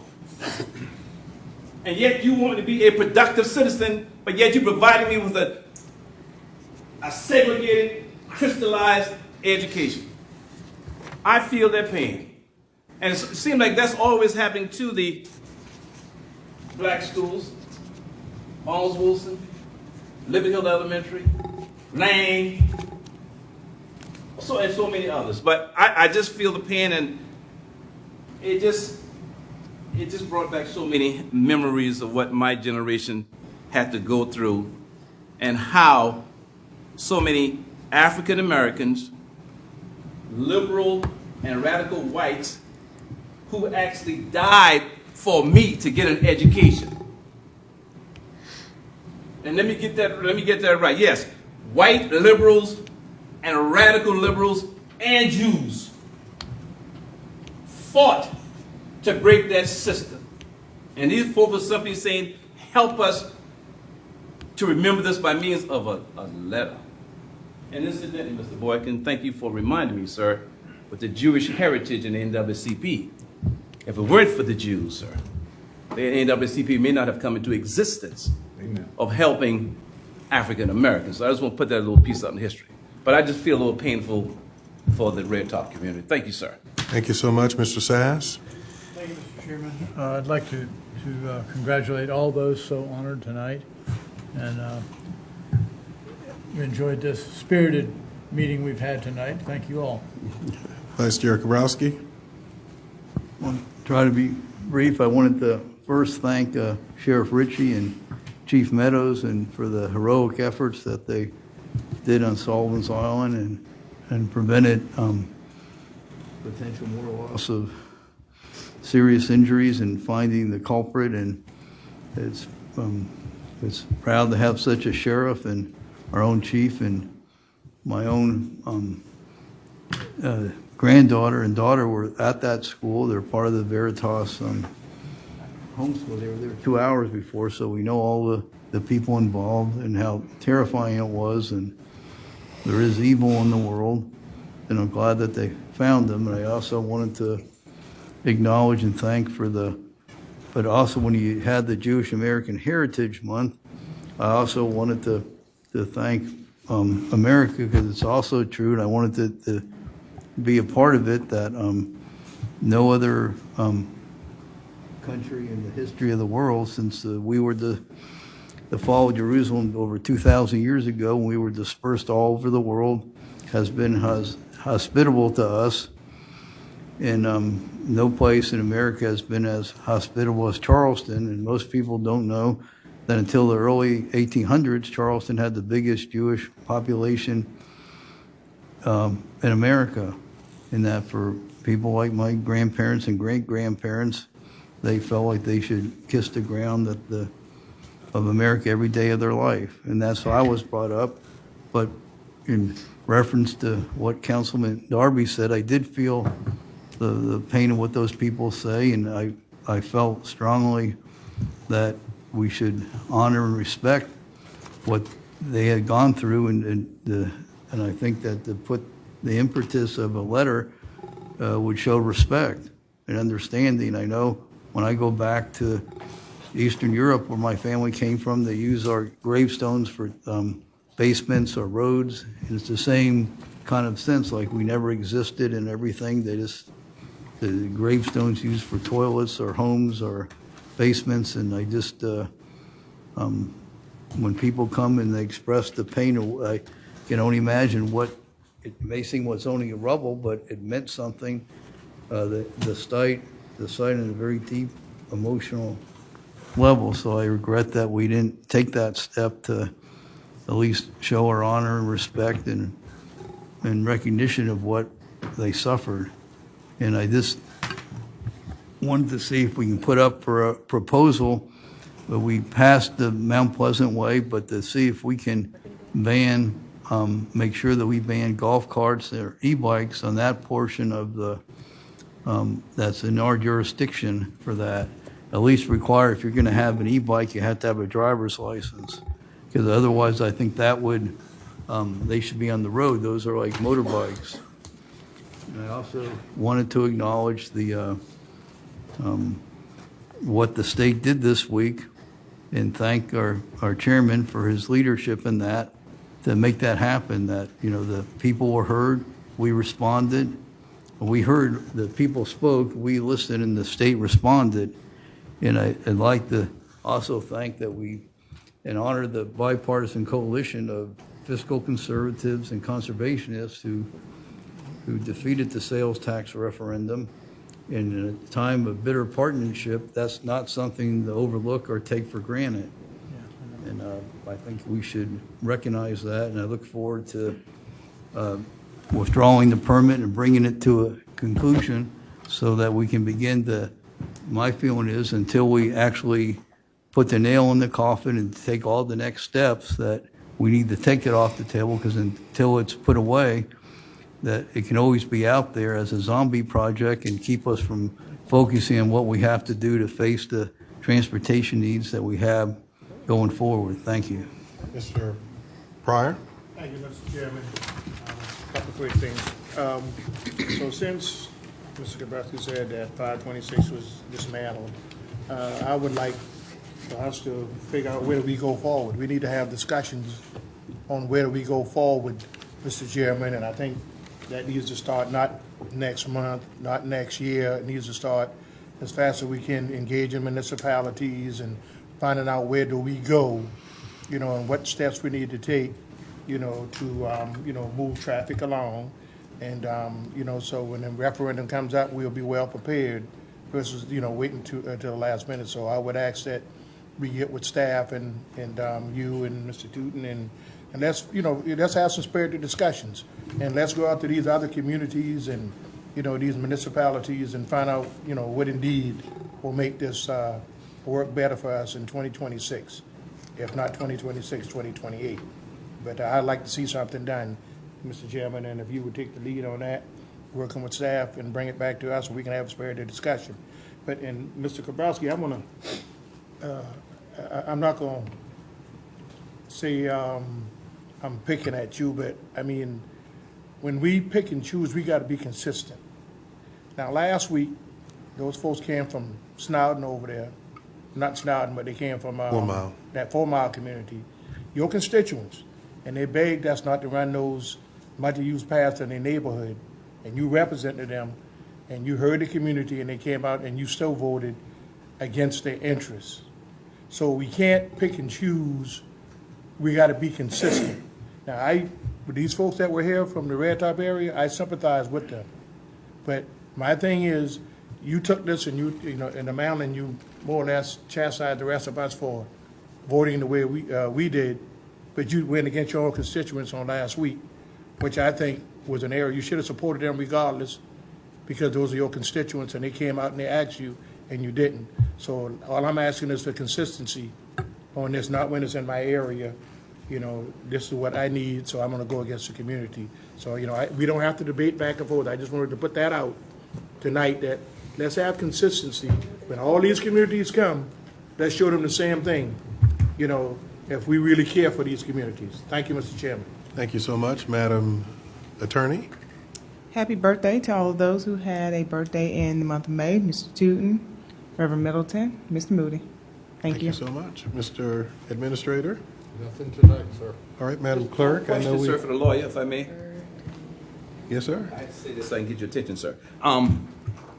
In reference to the ordinance, sir, when are we, this council, is going to stand up to Mount Pleasant if they are indeed challenging our ordinance? So for the next agenda, perhaps, please, sir, if you would. Certainly, and thank you so much for saying that, Mr. Darby. And I know we've already had a long night, but I do have a couple of things that I wish to get through as well. My heart goes out, and more than my heart, it is almost criminal at this point for the Snowden community to continue coming back. There was, again, we set forth an ordinance. At some point, somebody was supposed to sue somebody.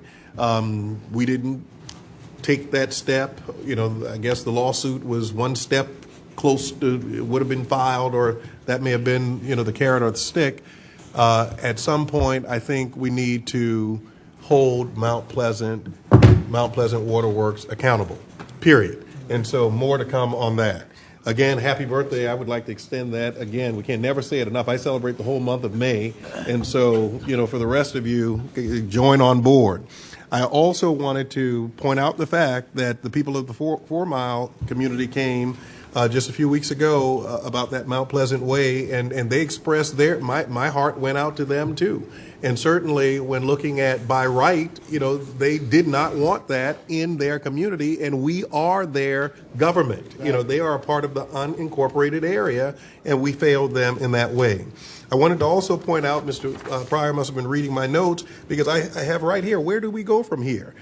Just this week, we have a fully executed termination of Mark Clark IGA resolution, a resolution that has come into fruition between the Infrastructure Bank, DOT, and Charleston County. It has taken 5 months because of all sorts of, you know, back and forth, but certainly we got the deal landed, and it is signed, sealed, and now it has been delivered. On November 5th, 2024, 61% voted no on the transportation sales tax referendum. Certainly I was for it, right? I was one of the ones saying, let's continue the Mark Clark Expressway, and supported that wholeheartedly, because of course we had anecdotal evidence from that point, which caused me to support it vigorously. When 61% voted no, it gave me a different outlook, because 61% said no. We had never had a referendum on 526 before, but now we did. And so where do we go from here? Now contemplating transportation sales tax projects, infrastructure projects, greenbelt initiatives that do not necessarily have 526 as the overarching conversation. And so we look forward to moving robustly as a council from this point forward on every agenda. There will be some steps moving forward, charrettes, opportunities to engage with the COG, with our big municipalities, smaller municipalities, because there are some road projects that never would have been contemplated, but now, since there is space for at least the breadth of consideration, those road projects will now also have an opportunity to at least be presented, our discussions had in those communities, and look forward to taking this thing on the road so that we can build the trust of the people across Charleston County so that we truly can pass a sales tax referendum. I'm hoping that council will support that in 2026. We don't need to kick the can down the road to 2028 because we have projects, imminent projects, immediate projects that need funding right now.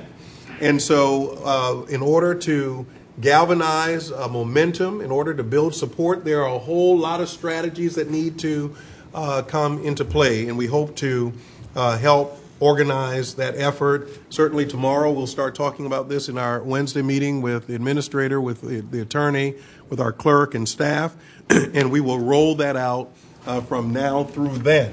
And so, council members, let's get ready. Let's get ready to start talking about this.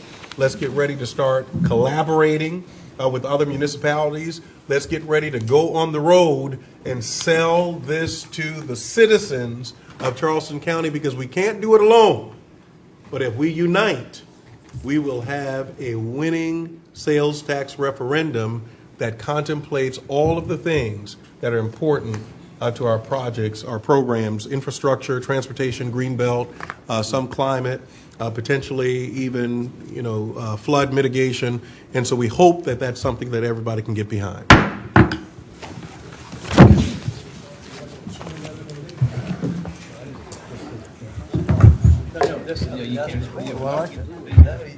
I'll call you.